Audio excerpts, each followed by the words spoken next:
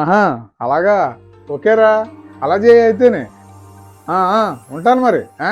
Okay. ఎవరండి ఫోన్లో అంత సంతోషంగా మాట్లాడుతున్నారు? ఇంకెవరితో? మన చిన్నోడితో. కొడుకులు ఫోన్ చేస్తే ఎంత ఆనందమో. మరి కాదేంటే, కష్టపడి పెంచుకున్నాం, ఆ మాత్రం ఉండదేంటి? అది సరే గాని ఈ మధ్య మావయ్య గారితో మాట్లాడారా? లేదే, ఈ మధ్యన పని ఒత్తిడిలో పడిపోయి ఫోన్ చేయలేదు. మావయ్య గారికి మీరు ఫోన్ చేసి ఎన్ని రోజులు అయిందండి? 3 నెలలు అవుద్ది. ఒకసారి ఫోన్ చేసి మాట్లాడండి. నేను మొన్న ఫోన్ చేసినప్పుడు మా అబ్బాయి ఏం చేస్తున్నాడు అని అడిగారు. మీరు గుర్తొచ్చారేమోనండి. నేను గుర్తొస్తే మా నాన్నయ్య ఫోన్ చేసింది కదా. మావయ్య గారి దగ్గర ఫోన్ లేదు కదా మీకు ఫోన్ చేసి మాట్లాడడానికి. మా నాన్న దగ్గర ఫోన్ లేకపోతే ఎవరో ఒకరి ఫోన్తో ఫోన్ చేయొచ్చు కదా. అయినా మా నాన్నకు అక్కడ ఏ లోటు లేదు కదా. మా తమ్ముడు నేను చూసుకుంటున్నాం కదా. అయినా మా నాన్న మీద నీకే ప్రేమ ఉన్నట్టు మాకు ప్రేమ లేనట్టు నీ మాటలు చాలా విడ్డూరంగా ఉంటాయి.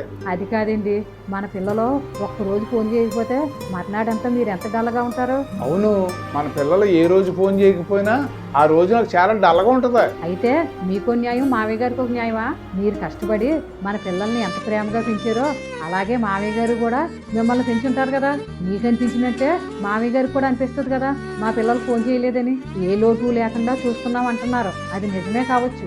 కానీ పిల్లలు అప్పుడప్పుడైనా పలకరించకపోతే పెద్దవాళ్ళ మనసు బాధపడద్దండి. నాకు తెలియకుండానే ఎంత నిర్లక్ష్యం చేశాను.